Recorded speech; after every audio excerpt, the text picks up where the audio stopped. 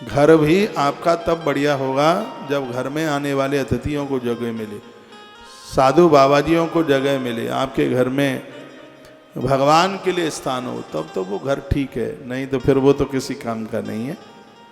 तो आप जब भी घर बनाते हैं तो ऐसा नहीं है कि हम और हमारे बच्चे सब खुश रहें, उनको रहने को जगह मिल जाए, नहीं, वो तो आप किराए से भी रह सकते हैं।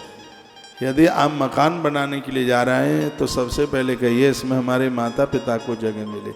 द्वारका का निर्माण भगवान कृष्ण ने कराया, तो सबसे पहले मैप में नक्शे में श्री विश्वकर्मा जी को भगवान बोले एक ऐसी जगह बनाइए जहाँ पर मेरी माँ यशोदा, मेरी माँ देवकी, नंद बाबा और मेरे पिताजी वसुदेव जी, फिर मेरे नाना जी हैं उग्रसेन, बहुत आनंद के साथ रह सकें, उनके लिए ऐसा स्थान बनाइए।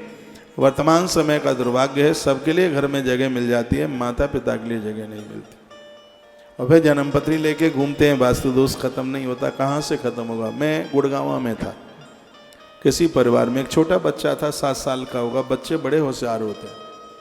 मैंने ऐसे इस बच्चे को पूछ लिया, बेटा बड़े होके क्या बनोगे? तो उसने कहा इंजीनियर बनूंगा। मैंने कहा बेटा इंजीनियर बन के क्या करोगे? उसने कहा गुड़गांव में फ्लैट खरीदूंगा। वो बच्चा बोला, छोटा सा ही था। मैंने ऐसे ही पूछ लिया, बेटा फ्लैट में किसको रखेगा? बोलता है मैं रहूँगा, मेरी पत्नी रहेगी और मेरे 2 बच्चे रहेंगे। तो वो बच्चा बोला, मैंने कहा बेटा तुम्हारे मम्मी पापा नहीं रहेंगे? कहा इनको नहीं रखूँगा। वो माता पिता पास में ही थे।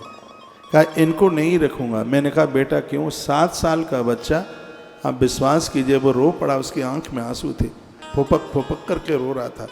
कहता है मैं इनको इसलिए नहीं रखूँगा क्योंकि मेरे दादा दादी को इन्होंने नहीं रखा है अपने संग, इसलिए। बच्चे कितना समझते हैं। आप ये मत सोचना कि बच्चे कुछ जानते नहीं, बच्चे वही करेंगे जो वो देखते हैं। वो कहता है कि हमारे दादा दादी इतने अच्छे हैं, इतने बढ़िया हैं, मैं धोखे से उनसे मिलने के जाता हूँ, पीछे की गली में वो रहते हैं, वो बूढ़े हो गए, मेरा इंतज़ार करते हैं, मेरे लिए खीर बना करके देते हैं, और मेरी मम्मी उनकी बुराई करती है, मेरी दादी फिर भी मेरी माँ के हाल चाल पूछती है। बच्चा रो रो करके ये कहता है। और आप विश्वास करें, वो छोटे हुए बच्चे की इतनी बात का असर हुआ, शायद किसी गुरु की बात का असर भी ना हो। वो नारी रोती हुई गई और अपने सास ससुर को मना करके ले आई, और आज बड़े आनंद के साथ। तो आप मकान बना रहे हैं, उसमें वृद्धों के लिए, आने वाले अतिथियों के लिए जगह।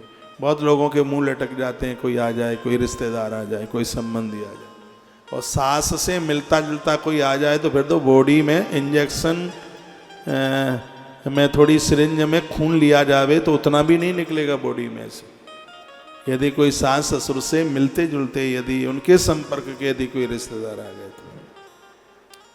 हाँ, यदि अपनी बहन का बेटा आ गया या अपने भैया का बेटा आ गया तो उसके लिए तो पूरा मकान खाली कर देंगे। यदि सास ससुर के माध्यम से कोई आ गया है, फिर घर में जगह नहीं है। आप भारतीय नारी हैं, और हमारी संस्कृति तो ऐसी है, हमारी संस्कृति ऐसी है जहाँ पहले दूसरों को देखा जाता है, उनको समझा जाता है, भोजन भी दूसरों के लिए बनाते हैं, बच जाता है तो खा लो, ना बचे तो पानी पी करके सो जाओ। ऐसी संस्कृति सनातन की ही हो सकती है। ऐसी संस्कृति में हम और आप लोग जन्मे हुए हैं। अच्छा सा मंदिर बनाओ घर में, भगवान को बिठाओ। आपको अभ्यास नहीं है, ठाकुर जी की पूजा, भगवान की पूजा करने में बहुत आनंद होता है। आज हम मैया जी का अभिषेक कर रहे थे, सत्य में सच में ऐसा लग रहा था कि पता नहीं आज क्या मिल गया है। मैंने 30 साल में माँ जी को इतने आनंद के साथ, इतनी बड़ी मैया को पहली बार निलाया है, पहली बार अभिषेक किया है, घृत से अभिषेक किया। इतना अभिभूत हूँ, इतना आनंद हुआ है, शब्दों में उसको बयानित किया ही नहीं जा सकता। ऐसा लग रहा है मैया जी प्रकट होकर के प्रकट हो गई है, प्रकट होके प्रकट हो गई है। अब हमें श्रृंगार तो करना आता नहीं है, कैसे साड़ी पहनाएं, कैसे नथुनी पहनाएं, तो ये जम्मू वाली मैया जी ने, शर्मा मैया जी ने, आपने बड़ा अच्छा श्रृंगार माँ का कर दिया। मैया बड़ी मलूक लग रही है, अभी मैं टीवी पर भी देख रहा था। आप अपने घर में एक मंदिर बनाइए। शायद आप यदि हमें टीवी पर सुनते हों तो मैंने कई बार ये कहा है, यदि आपको मंदिर, घर के मंदिर देखने हैं तो कभी जम्मू कश्मीर की तरफ चलिए, कटरा की तरफ चलिए। हर घर में 10 बाई 12, 12 बाई 16 का कमरे में पूरा भव्य मंदिर मिलेगा। ऐसा कहीं दूसरी जगह मिलता नहीं है। मैं यहाँ गया हूँ 2 साल पहले, क्या है, रियासी है, रियासी में मैं 10 घरों में गया। इतने सुंदर मंदिर, जम्मू में मैं कई घरों में गया, इतने सुंदर मंदिर। आपके यहाँ भी, मैं डॉक्टर साहब के यहाँ गया था, बड़ा बढ़िया मंदिर। ये बिटिया तान्या का कल देखा, बड़ा अद्भुत मंदिर। ये मैंने खुश करने के लिए नहीं, मैं आपको एक संदेश देने के लिए बात कह रहा हूँ। मंदिर तो भव्य होना चाहिए। घर की हकीकत का पता 3 जगह से लगता है, एक मंदिर, एक रसोई और एक घुसल खाना। घुसल खाने से संस्कारों का पता लगता है, रसोई से खान पान का पता लगता है, आप लोभी हैं कि कंजूस हैं, और मंदिर से हमारे संस्कारों का पता लगता है। बिटिया के लिए संबंध करने को जाओ तो ये तीनों चीज़ें देखो उसकी। उसका बाथरूम जरूर देखिएगा, वहाँ से संस्कारों का पता लगेगा। देखोगे बास्पेशन साफ सुथरा है कि नहीं, मग्गा लुढ़कता लुढ़कता टॉयलेट के पास चक्कर लगाता रहता है, कमर के नीचे के कपड़े 3-3 दिन तक पड़े रहते हैं, ये वहाँ के संस्कारों का पता लगता है।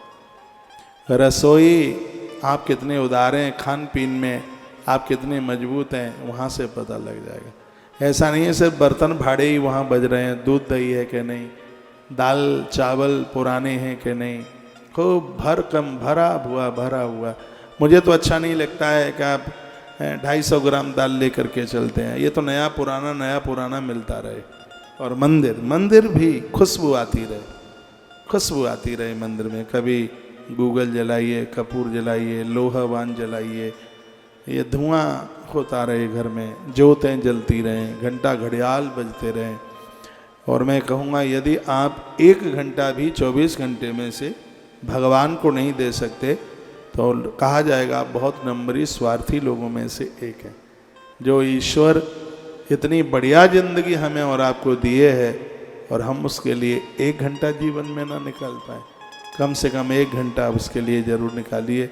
उसके मंदिर में बैठ कर के बड़ा सुकून मिलता है, उसके मंदिर में बैठ कर के बहुत शांति मिलती है।